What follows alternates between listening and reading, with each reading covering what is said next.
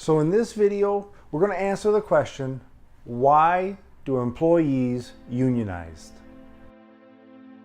All right, thanks for coming and check out my channel. Today we're talking about unionized employees. Why do they want them? I mean, really, if you think about it, a union is just costing employees money, right? So why do employees unionize? I mean, really, it's just money coming out of their account. So there has to be a real motivation to want to have a union represent you. In my personal experience, I signed a union card many years ago, and it was a must. I was working for a great company that had one leader. Everybody else was just a basic supervisor with minimal people skills. But this one leader was able to keep 80 employees happy. But this leader had a boss, and that boss, he basically believed if you have a heartbeat and you've got warm blood in you, you can do the job. And you're gonna do the job however we say, whenever we say. He was of the mentality, you're lucky to have a job. So fast forward a few months, and this leader got terminated because he wasn't like that. He wasn't like his boss.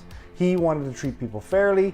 He wanted you to have fun, enjoy your time. But when push came to shove and work had to be done, he expected nothing but the best. And that's what he got. But because he was such a strong leader, his boss was threatened, in my opinion. So the leader got terminated. Well, from there, everything went downhill. I would say the supervisors that we had were basically bullying the employees. So employees got together and they unionized. You see, sometimes unions get a bad rap because, well, they protect employees that shouldn't be protected in some instances. But in this case, everyone I worked with was frightened for their jobs because it was very much a dictatorship. And if you didn't jump when they said jump, they were handing out write-ups. They were handing out verbal warnings. They were handing out suspensions. There was no rhyme or reason as to how issues were dealt with. So the union was brought in. Is there a benefit to a union? Yeah, I'd have to say so. We had many contracts that had to be negotiated, and that's where raises came from, and that's where we got proper language as to how things would be dealt with, the process, who would be in charge of what. I believe the union really helped the company keep their contract. Now you fast forward to today, does that company still need the union? I don't know. For some people,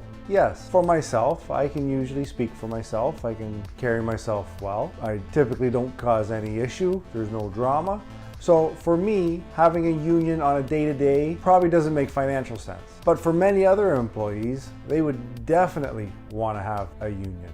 You see, companies can avoid employees needing a union if they treat employees fairly, if they look at employees as actual people. When you treat somebody fairly and you're talking to them like they matter and that their opinions matter and that you're concerned about them, their family, their well-being, I doubt you would ever get a 51% to sign union cards. On the flip side, when you treat employees like machines, when you look through your employees, when you don't care what they do, how they do it, you're just looking for a means to an end, well, there's a good chance that, given the opportunity, the union's going to come in. Now in my next video, we're going to talk about how to work and how to manage in a unionized environment. A lot of people are scared of it.